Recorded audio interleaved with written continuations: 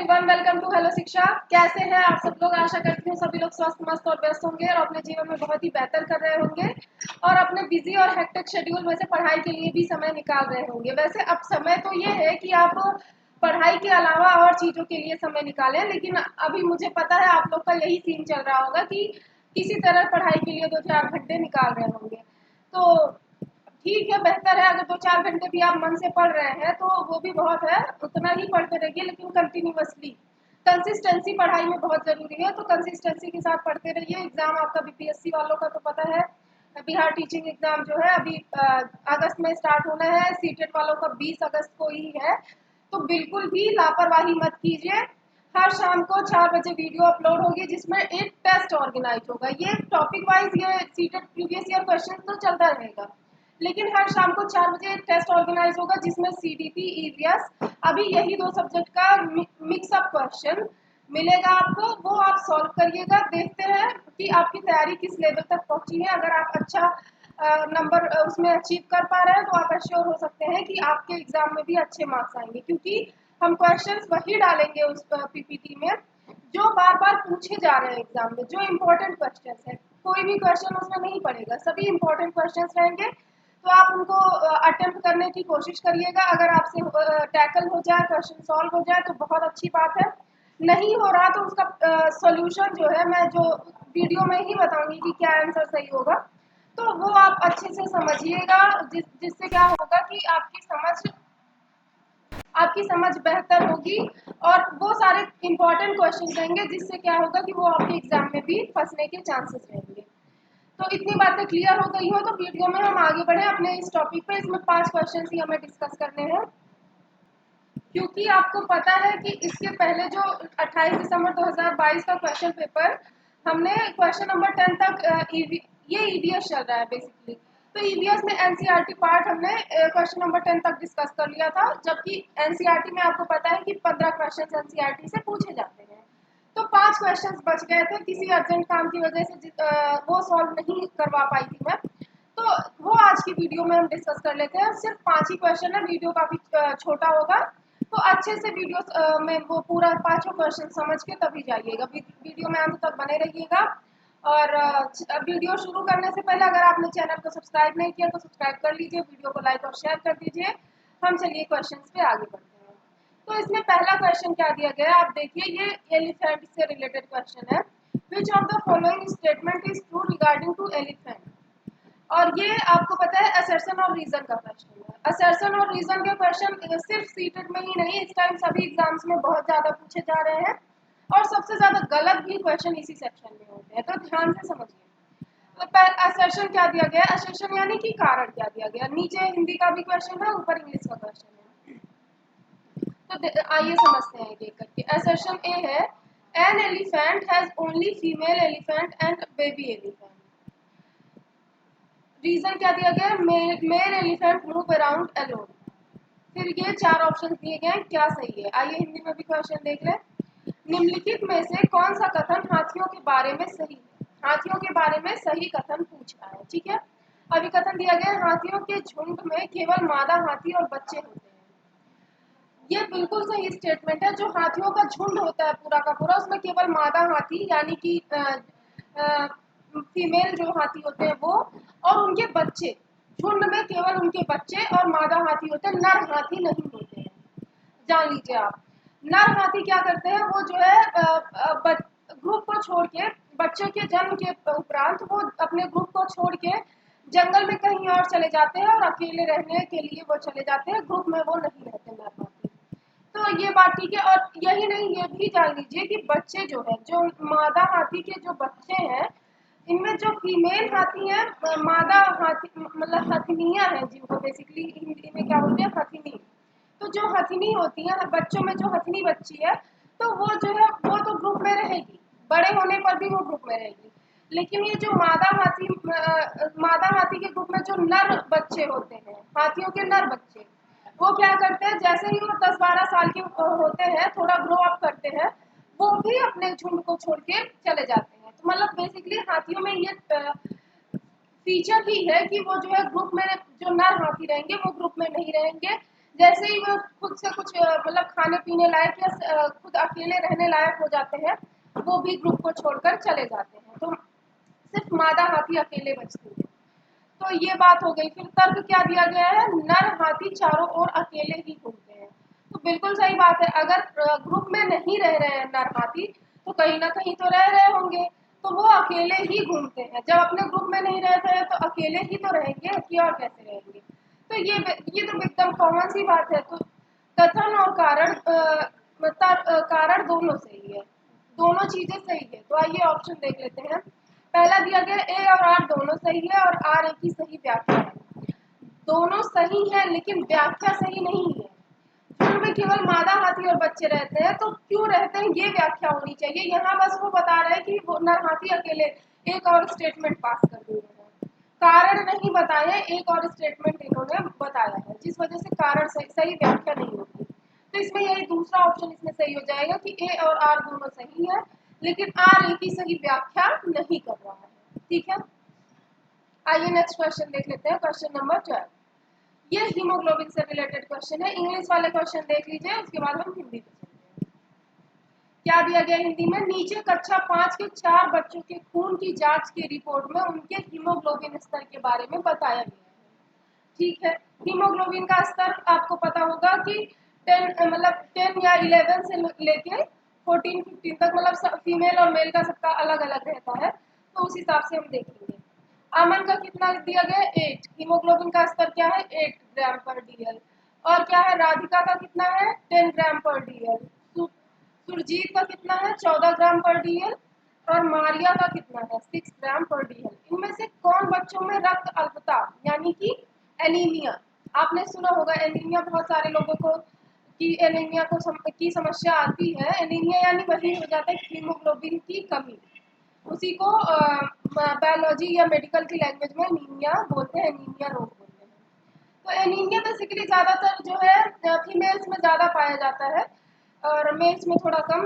लेकिन अब यहाँ पे इसके आधार पर जो अमन, राधिका, सुरजीत और मारिया के बारे में दिया गया है ग्राम पर डीएल, तो उसके हिसाब, और ये ग्राम पर डीएल क्या है, ये हीमोग्लोबिन मापने का यूनिट है, मतलब इकाई है। ठीक है, तो ये इतनी बातें हो गई। तो इनमें से कौन से बच्चे में रक्त अल्पता यानी एनीमिया पाया जा रहा है, ये पूछ रहा है। ठीक है, तो अब यहाँ आप देखिए इनमें से कौन सा रक्त अल्पता एनीमिया है। तो आपको पता है कि एनीमिया की बीमारी कब होती है, जब आपके अंदर रक्त की मात्रा, खून की मात्रा कितनी, 11.4 ग्राम पर डीएल से कम।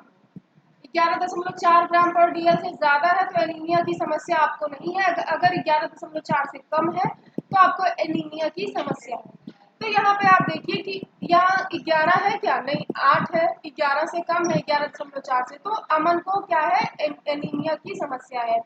फिर राधिका क्या है, इनको भी 10 ग्राम पर डीएल है, 11.4 से कम है, इस वजह से राधिका को भी जो है क्या है, एनीमिया की समस्या है। थोड़े ही मात्रा में है, मतलब जल्दी ये रिकवर कर सकती है थोड़ा खान पान पे ध्यान देके, लेकिन है इनको भी एनीमिया की समस्या। फिर क्या है सुरजीत का, तो सुरजीत का देखिए 14 ग्राम पर डीएल है, जो कि 11.4 से अधिक। तो अधिक है तो इसका मतलब इनको एनीमिया की कोई समस्या नहीं है, ये पूरी तरह से स्वस्थ है। फिर क्या है, आ गई मारिया। मारिया को देखो सबसे कम रक्त अल्पता है, 6 ग्राम पर डीएल। तो ये जो है इनको सबसे ज्यादा, मतलब एक्सट्रीम लेवल पे, एक तरह से इनको हम क्या बोल देंगे, मारिया को ये एक तरह से जिंदा लाश है चलती फिरती, क्योंकि इस स्टेज में कोई बहुत खास एक्शन आदमी के अंदर रह नहीं जाता, एक्टिविटी आदमी की एकदम कम हो जाएगी। क्योंकि एक तरह से खून ही तो हमारी बॉडी का जो है फ्यूल है, जैसे कार का फ्यूल होता है, पेट्रोल होता है, तो वैसे ही हमारी बॉडी का फ्यूल क्या है, खून ही है। और अगर 6 ग्राम पर डीएल खून बच रहा है, हीमोग्लोबिन की का स्तर इतना नीचे चला गया है, तो आप जान लीजिए उस बॉडी में एक्टिविटी एकदम स्लो हो जाएगी, उस ना के बराबर एक्टिविटी रहेगी। और अगर ध्यान ना दिया गया कुछ समय तक, तो ये घातक बीमारी का रूप भी ले सकती है। तो मारिया में तो एक्सट्रीम लेवल पे है एनीमिया। तो इसमें कौन कौन सा ऑप्शन सही हो गया, सुरजीत ही एक हीमोग्लोबिन से ग्रसित, वो सॉरी एनीमिया से ग्रसित नहीं है, बाकी सभी लोग क्या है, एनीमिया से ग्रसित। तो इसमें अमन, राधिका और मारिया, इन तीनों को, ये चौथा ऑप्शन सही हो जाएगा इन तीनों को एनीमिया की समस्या है। ऐसे मारिया का मैं इतना डिटेल में इस वजह से बता रही हूँ क्योंकि मेरा भी रक्त स्तर एक बार 6 ग्राम पर डीएल पे चला गया था। उसके बाद बहुत सारी ट्रीटमेंट्स हुई, दवा हुआ, खान पान पे सुधार करके फिर अब तो बढ़ गए हैं। तो इस वजह से मैं बता रही हूँ, अपने एक्सपीरियंस से बता रही हूँ। ठीक है, चलिए 72 देख लेते हैं। क्वेश्चन नंबर 13, ये भी देखिए स्टेटमेंट बेस्ड क्वेश्चन है। Which of the following statement regarding eyes in birds is are true. तो दो स्टेटमेंट्स दिए गए हैं। इंग्लिश वाले अच्छे से क्वेश्चन देख लीजिए, फिर हम चले हिंदी। आइए हिंदी पे आगे बढ़े।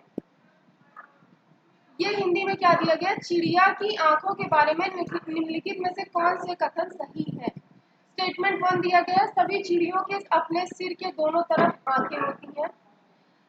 और स्टेटमेंट 2 दिया गया, चिड़िया दो भिन्न भिन्न वस्तुओं पर एक ही समय पर दृष्टि केंद्रित नहीं कर पाती। तो इसमें हम देखेंगे कि जो पहला स्टेटमेंट दिया गया, सभी चिड़िया अपने सिर के दोनों तरफ आंखें होती हैं, तो ऐसा बिल्कुल नहीं, सिर के दोनों तरफ आंखें नहीं होती हैं। आपने देखा होगा जैसे हमारे सामने दो आंखें होती हैं, वैसे चिड़िया के भी सामने की तरफ दो आंखें होती हैं, सिर के दोनों तरफ आंखें नहीं होती हैं उनके। ठीक है, स्टेटमेंट 2 क्या दिया गया है, चिड़िया दो भिन्न भिन्न वस्तुओं पर एक ही समय पर दृष्टि केंद्रित नहीं कर पाती है। ये गलत है, वो दो भिन्न भिन्न वस्तुओं पर एक ही समय पर दृष्टि केंद्रित कर पाती है। ये स्टेटमेंट इसमें होना चाहिए था सही। तो आपको पता चल गया कि स्टेटमेंट 1 स्टेटमेंट 2 दोनों गलत है, तो इसमें कौन सा ऑप्शन सही हो जाएगा, यही चौथा ऑप्शन इसमें सही हो जाएगा। आइए क्वेश्चन नंबर 14 देख लें। Which of the following features of tigers do not help them move in dark and find the prey? फिर 4 ऑप्शंस दिए गए हैं। आइए हिंदी में भी क्वेश्चन देख लें। हिंदी में दिया गया, बाघों टाइगर्स की निम्नलिखित में से कौन सी विशिष्टताएं उन्हें अंधेरे में आगे बढ़ने और अपना शिकार खोजने में मदद नहीं करती।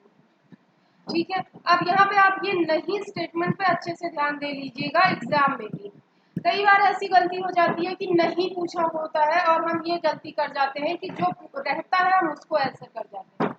तो ये गलती से आपको बचना है, नहीं को अच्छे से आप ध्यान में रख के आंसर करिएगा। अब यहाँ पे पहला दिया गया, संवेदनशील गलमुच्छे।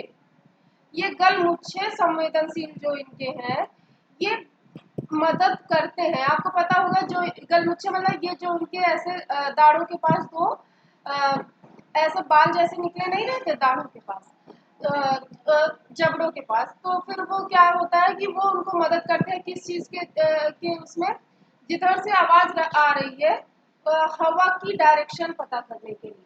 तो ये संवेदनशील गलमुच्छे इनकी मदद करते हैं अंधेरे में आगे बढ़ने में।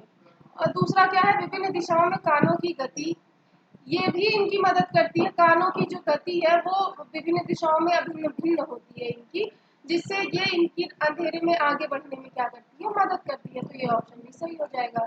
फिर तीसरा क्या है, जोर की गर्जना।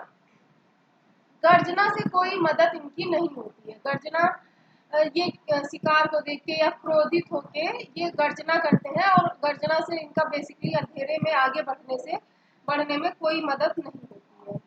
तो यही ऑप्शन इसमें गलत ही पूछा है, तो गलत यही वाला है, तो यही सही हो जाएगा। ठीक है, बाकी ये सब सही है, जिस वजह से गलत हो जाएंगे। सही लोग गलत हो रहे हैं, गलत लोग सही हो रहे हैं, अजीब कॉन्सेप्ट है। चौथा क्या है, सुनने की तीव्र आभास, तो ये तो मदद करता है, इस वजह से ये ऑप्शन गलत हो जाएगा। तो इसमें तीसरा ऑप्शन सही हो जाएगा। ठीक है, नेक्स्ट देख लेते हैं question number 15। Okay, national park से रिलेटेड है। कौन सा नेशनल पार्क किस राज्य में स्थित है, तो मुझे लगता है ये तो अगर आप थोड़ी सी भी मैपिंग सीखे होंगे, ज्योग्राफी या फिर इन्वायरमेंट आपने पढ़ा होगा, तो उसमें आपको आपका ये क्वेश्चन तो आराम से सॉल्व हो जाएगा। तो आइए देख लेते हैं। अब हिंदी में पहले देखते हैं। पहला दिया गया है राष्ट्रीय पार्क दिए, ये सब नेशनल पार्क के नाम है। और इधर क्या दिया गया, भारत के राज्य। तो आइए एक एक करके मिलाते हैं। पहला दिया गया जिम कॉर्बेट। तो आपको पता है जिम कॉर्बेट नेशनल पार्क कहाँ स्थित है, बहुत ही प्रसिद्ध नेशनल पार्क है और ये उत्तराखंड में स्थित है। ठीक है, Jim Corbett national park Uttarakhand में स्थित है। बी क्या दिया गया, काजीरंगा। तो काजीरंगा नेशनल पार्क असम में स्थित है। ठीक है, फिर सी क्या दिया गया, रणथंभौर। रणथंभौर नेशनल पार्क, आपको ये रणथंभौर, ये थोड़ा राजस्थानी भाषा आपको लग भी रही होगी सुनने में, और ये राजस्थान में ही स्थित भी है। और डी क्या दिया गया, गिर, तो एक ही बचा गिर नेशनल पार्क, आपको पता है गुजरात में स्थित है। और एक और बात आपको बता दूं स्पेशल, ये जितने भी नेशनल पार्क दिए गए ये सब टाइगर रिजर्व है, यहाँ बाघों का संरक्षण किया जाता है, तो सब जगह बाघ आपको मिलेंगे, चाहे वो जिम कार्बेट हो, काजीरंगा हो, रणथंभौर हो या गिर, सब जगह आपको बाघ कुछ न कुछ मात्रा में मिलेंगे, क्योंकि यहाँ पर बाघों का संरक्षण किया जाता है। और ये रणथंभौर मैंने आपको बताया ही कि रणथंभौर थोड़ा जो है राजस्थानी, रण मतलब लड़ना भिड़ना, थंभौर मतलब ये रणथंभौर थोड़ा राजस्थानी वर्ड साउंड कर रहा है, तो ये राजस्थान से रिलेटेड है ही। गिर नेशनल पार्क इतना फेमस नेशनल पार्क है, आपको पता है गुजरात में रहेगा ही, वैसे चारों ही बहुत फेमस नेशनल पार्क है, आपको इसके बारे में पता ही होगा। तो जो मैच हो रहा हो, ए दूसरा, ये पहले ही वाले में ही है, दूसरे वाले में ही ऐसा है कि ए दूसरा है, तो यही ऑप्शन दूसरा इसमें सही हो जाएगा। ठीक है, तो मुझे लगता है ये 15वां ही क्वेश्चन था ना। ठीक है, तो हमारे सारे क्वेश्चंस यहाँ पे 5 क्वेश्चंस यहाँ पे खत्म होते हैं।